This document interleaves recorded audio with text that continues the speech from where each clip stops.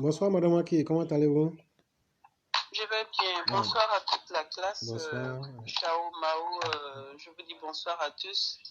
Éclaireur, déjà, je voulais plutôt me prononcer sur le Mali, mais Mhm, avant d'y aller, je vais vous soutenir Madame Blanc et toutes les victimes de la mhm. PHCI.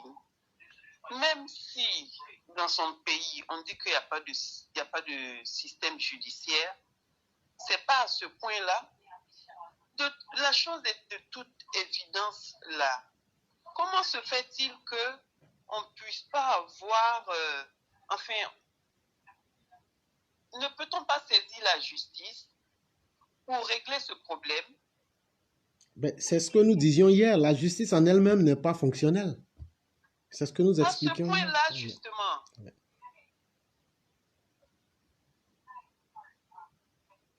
quand même, à ce point-là, et chacun vit, les choses partent dans tous les sens, chacun y va par son, je sais pas moi, son, oh non, quand même, ça fait pitié, ça peut pas être à ce point-là. Avec même, et puis en plus, ils vous répondent, ils vous prennent même avec des airs de, comme si c'est eux qui avaient, on devrait encore leur faire la courbette pour récupérer, notre dû. Quelle est cette société-là? Comment allons-nous en sortir? Quand ceux-là même qui sont dirigés et qui sont censés réguler les choses sont eux-mêmes les malfrats de cette société. Et vous vous attendez à ce que les petites personnes de la société fassent quoi? C'est grave, ça fait peur, c'est effrayant. Quel est ce manque de conscience? Alors, mon Dieu, mon Dieu, mon Dieu. Ah, vraiment, non, il faut faire quelque chose. Il est encore temps de sauver la situation. Il faut vraiment véritablement faire quelque chose. Qui va le faire? Qui est responsable de ça? De changer cette donne? Vraiment, il faut faire quelque chose. Sinon, il n'y a pas pire. Ah, mon Dieu. Mon Dieu. Ah. Madame Blanc et tous les autres, trouvons un moyen de faire écouer ces personnes.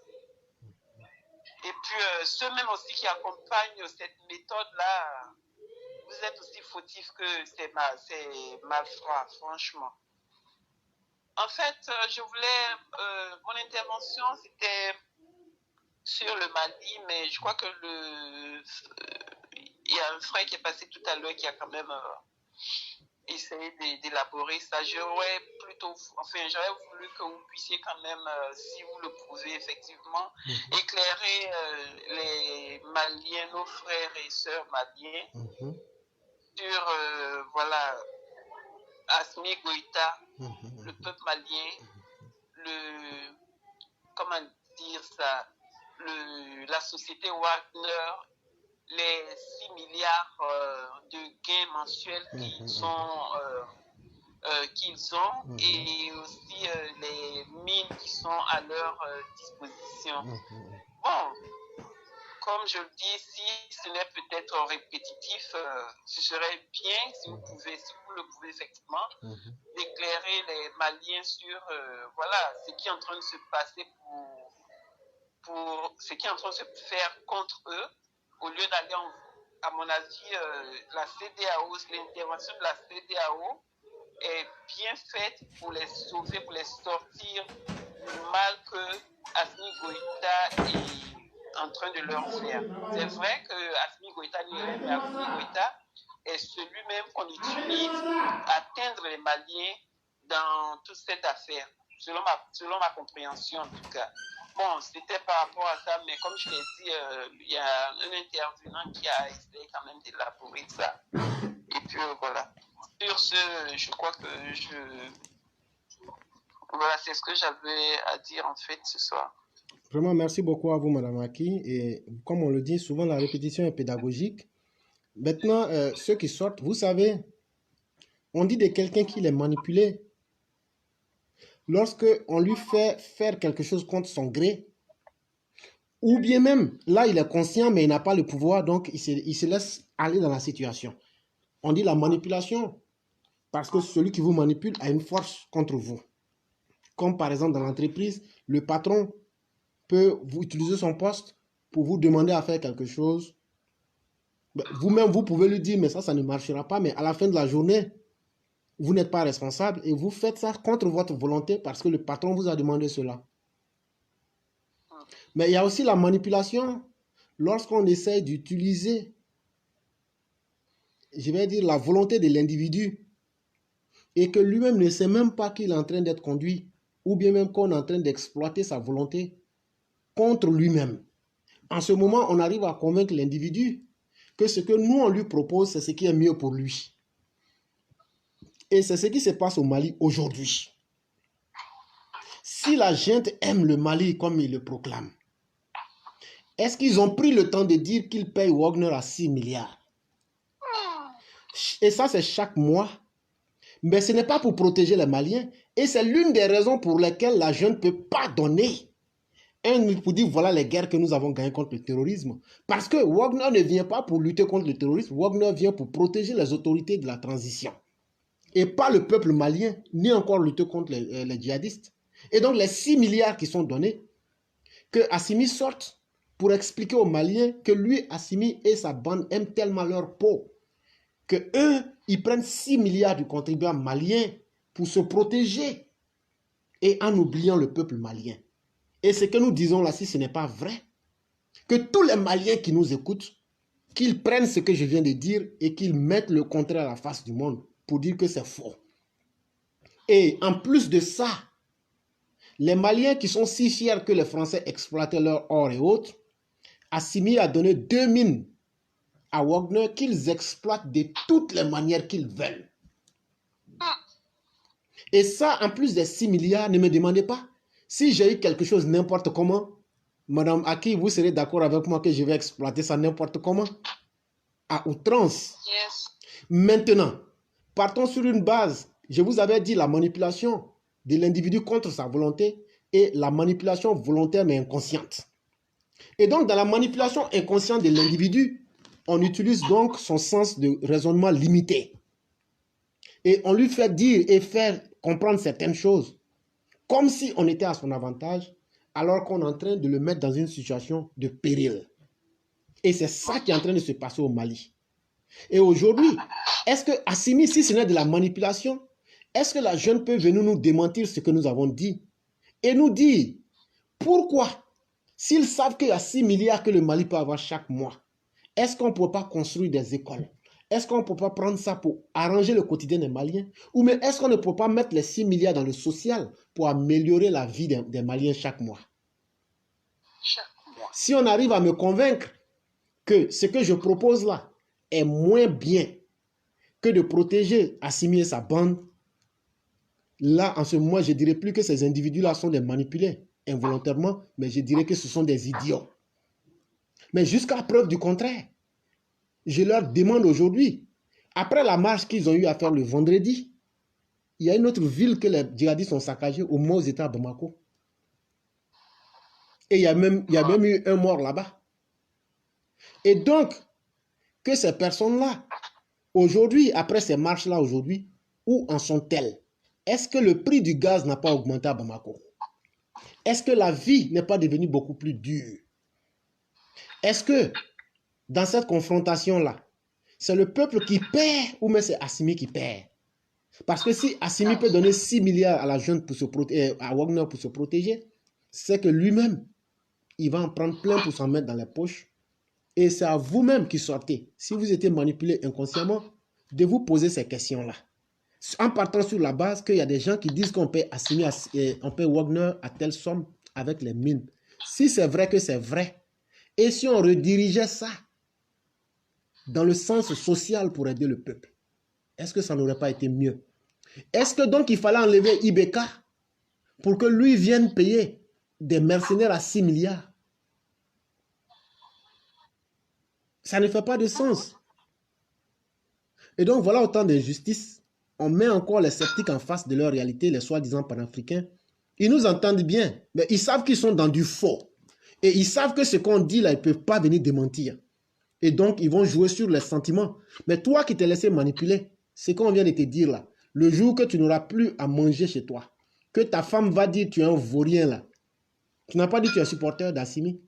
À la fin de la journée, Assimi ne viendra pas donner ta popote chez toi. Quand ton enfant tombera malade, ce n'est pas la jeune qui va le soigner. Quand ta condition de vie va se détériorer, la jeune, elle s'en fout. C'est d'abord leur intérêt qu'ils défendent. Et c'est toi, au lieu de te laisser manipuler, cherche à comprendre la situation. Et comme je l'ai dit, cette situation-là, ça dépasse la CEDEAO, ça dépasse Mali, ça dépasse Assimi Goïta. Toi-même qui dis que tu es manipulé, ça te dépasse. Voilà. C'est une guerre qui te dépasse.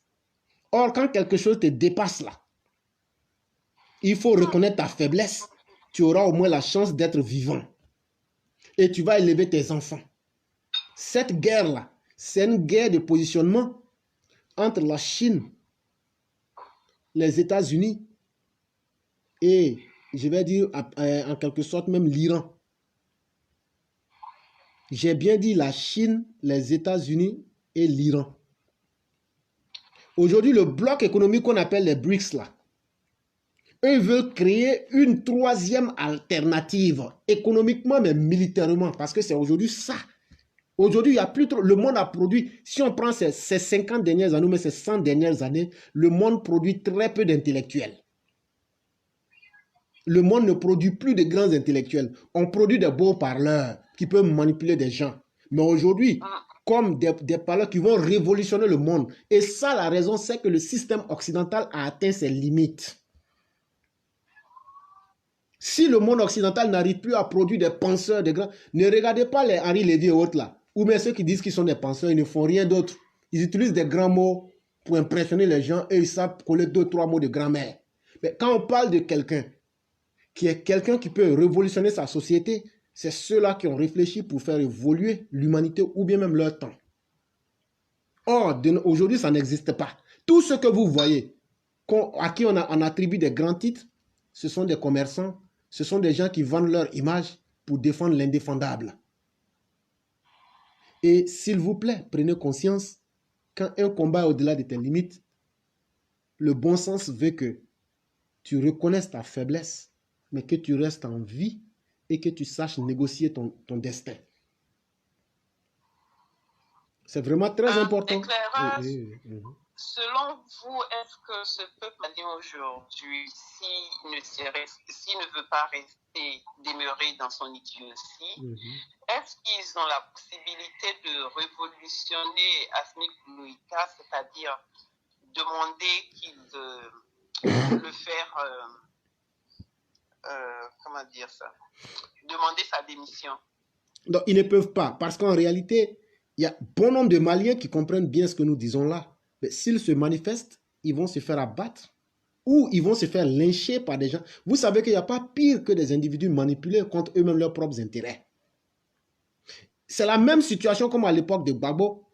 Figurez-vous que vous sortiez à Yopougon ou même à Abidjan pour dire que ce que Laurent Gbagbo fait est mauvais.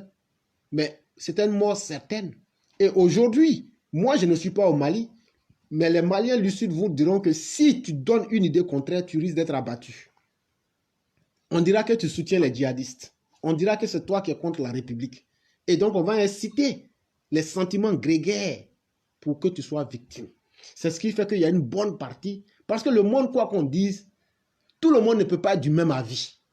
Mais aujourd'hui, on a l'impression que tous les Maliens sont d'accord avec Assimi Goïta. C'est une fausse perception. Ça n'a jamais existé dans le monde. Partout où on dit qu'il y a des idées, il y a toujours des différences ou bien il y a toujours des différences d'appréciation. Et donc, la capacité monocolore des idées qu'on veut nous faire croire, c'est faux. Comme si c'est tous les Maliens qui soutiennent Assimi Goïta, c'est faux. C'est ceux qu'ils ont pu manipuler pour faire sortir qui les soutiennent. Mais les Maliens véritables, qui comprennent l'évolution du monde, qui savent que Maïga Choguel qui parle aujourd'hui est un individu bipolaire et ambivalent, qui n'a que 2%, n'est pas représentatif de tous les Maliens. Mais aujourd'hui, il le fait à cause de ses propres intérêts. Et ça, nous parlons parce que par expérience, nous avons connu de telles choses. Et c'est important pour nous de pouvoir dire ces vérités-là pour que le peuple malien puisse en tirer des leçons. Conscience, bien sûr. Mm. Wow. Je ne sais pas si je dois dire que Dieu nous aide à sortir de ce pétrin. Effectivement. Mais il faut prier dans ce sens-là. Il n'y a pas de problème. Mais surtout agir. Effectivement, c'est important. Dans ce sens, mais surtout agir. C'est important. Voilà, l'action et la prière qui nous dénoueront cette situation. Sinon, je ne vois pas. C'est un gros pétrin. Merci, éclaireur. Voilà, mon but, c'était quand même que vous puissiez éclairer les Maliens qui prennent conscience et voir ce qu'ils peuvent faire pour se sortir et sortir tout le monde de cette malheureuse situation. Sur cela, je dis bonsoir à tout le monde. Merci encore et je suis satisfaite de vos explications et voilà, j'espère que ça va aussi dans la même direction pour tous les autres auditeurs. Merci beaucoup. Bonne soirée et bonne émission à tout le monde. Merci beaucoup et bonnes choses à toute la famille. Merci. Merci beaucoup. Pareillement de votre côté. Okay. Merci beaucoup, Claire.